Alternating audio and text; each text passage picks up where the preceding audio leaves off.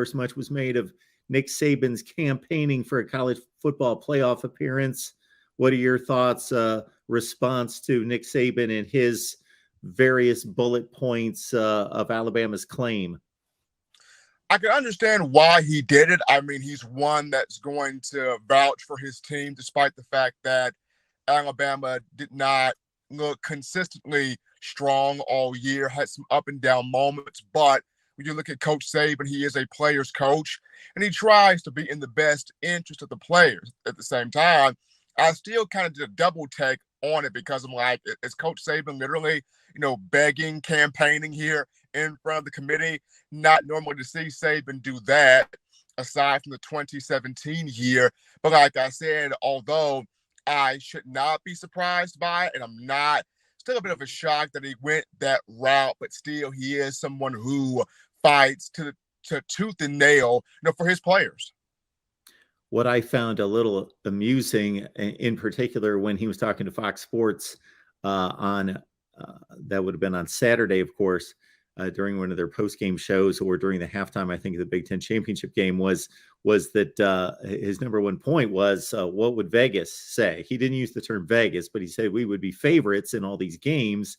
I would love to have somebody present that to Nick Saban if the shoe was on the other foot and said, Coach, you shouldn't be in the playoff because you'd be an underdog against all these teams. And that's what Vegas would have to say. And I can just imagine Nick Saban's response and saying, we're really going to trust Vegas. We're really going to determine playoff teams based on what Vegas says. So anyway, just found that a bit amusing. Obviously, anyone who knows football knows his ability, knows the talent on the team, can foresee that this team would have a shot in the playoffs. I don't think that's the question. The question is whether they earned it. All right, Stephen, we got a matchup against Kansas State that some people interpret one way, others another, in regards to the excitement of the team, their willingness, their investment in the process. So how do you gauge that?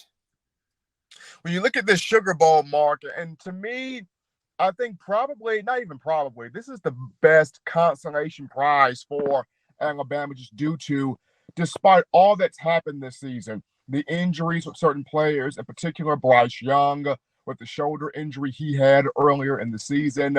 You look at undisciplined plays, penalties, uncharacteristic mistakes, just so many moments where Alabama football did not look like the Crimson Tide we've grown so accustomed to seeing, and the fact that you still win 10 games the regular season, and the fact that you still get a New Year's Six Bowl, and you get one of the classic bowl sites, the Sugar Bowl, down in New Orleans. This is a big deal because under Nick Saban, Alabama has not fared well in the Sugar Bowl. They have not.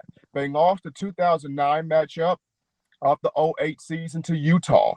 They lost the 2014 matchup of the 2013 season to Oklahoma. They lost the 2015 matchup of the 2014 season, which kicked off the college football playoff, to Ohio State.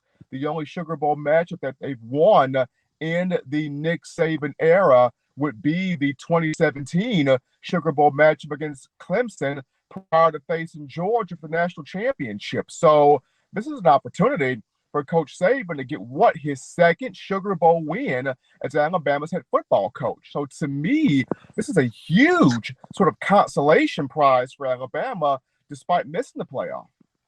We lean on Stephen M. Smith of Touchdown Alabama for our Crimson Tide coverage here at the Voice of College Football. We appreciate Stephen. Join him on a show, In My Own Words. He goes to the mic every Monday, Wednesday, and Friday right here on YouTube at 6 Central. Give him a call. Talk Bama, talk the SEC. All right, Stephen, we will have a few weeks to dissect the Kansas State matchup. We can put that to the side and look at the Sugar Bowl matchups here in a few weeks. But as things stand right now, what is the list of opt-outs? Do we know where Alabama stands from a personnel standpoint for this game? I know Saban mentioned, Mark, on Sunday in the press conference for the Sugar Bowl that he has not really talked to many of the players in terms of what will they decide to do opt-out wise, especially those draft eligible juniors and seniors, in particular Bryce Young and Will Anderson. What will they do? Both of these two projected as top 5 picks. Either of these two could be the number one overall pick in April's draft for next year. If I was in this situation for Young or Anderson, I more than likely do not play, just protecting my investment, knowing that I'm going to be a top 5 draft pick, and I've done everything I could do remotely possible at my time at the University of Alabama, but knowing the competitiveness that Young, Anderson, now even throw Jahmyr Gibbs in there too, a first round talent in his own right, probably top 15, top 20.